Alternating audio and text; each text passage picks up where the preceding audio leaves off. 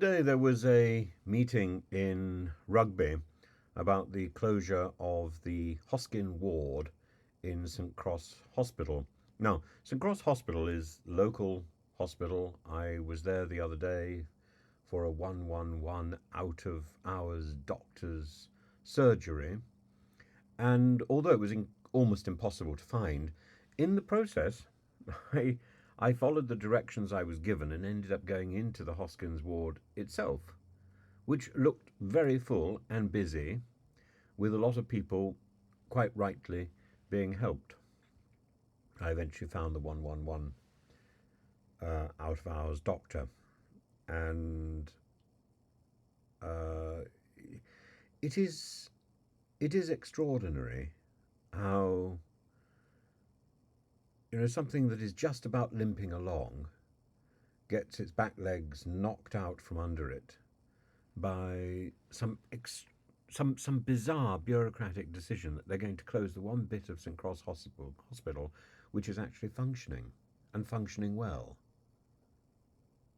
Is the A&E has stopped functioning as to all intents and purposes, and the rest of the hospital, it does a little bit of blood work, it does bits and pieces, but it's not really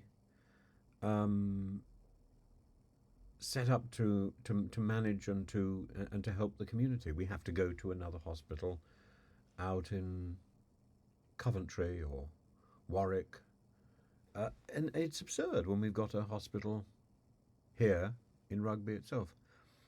I know this must be happening all across the country, but it seems absurd. When the last government talked about building extra hospitals, and what we're seeing is hospital wards closing. I think the Hoskyns Ward is the only inpatient ward in the hospital. And, what is the point? What is the point? The NHS is becoming almost impossible to function. Almost impossible to negotiate, almost impossible to... You can't rely on it. You can't rely on your local hospital. You can't rely on your local GP. There comes a point where you have to say, what is the purpose of the NHS? The NHS needs to be redefined, reinvigorated, and made useful for the 21st century. And that isn't about trimming the services which it is offering. That's about trimming the bureaucrats who are taking up all the money. And I don't quite understand why it's so difficult to work this out. It simply seems extraordinary to me that we are constantly chipping away at the pay for the people who are doing the hard work, at the services which are being presented to the public, and at the same time we've got people in NHS England in those enormous offices pottering around, footling around, and failing to produce appropriate paperwork. The paperwork that you get from the NHS is inconsistent with the paperwork which you got yesterday.